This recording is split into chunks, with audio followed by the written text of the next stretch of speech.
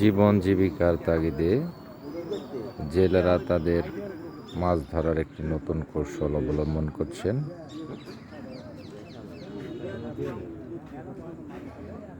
বেশাল তৈরি করছে। আপনারা দেখছেন মাছ ধরার বেশাল তৈরির দৃশ্য। এখানে একটি একটি করে বাঁশ এই নৌকার উপর থেকে মাটিতে গাড়া হবে, এরপরে এখানে জাল টাঙিয়ে সেখানে মাছ ধরা হবে।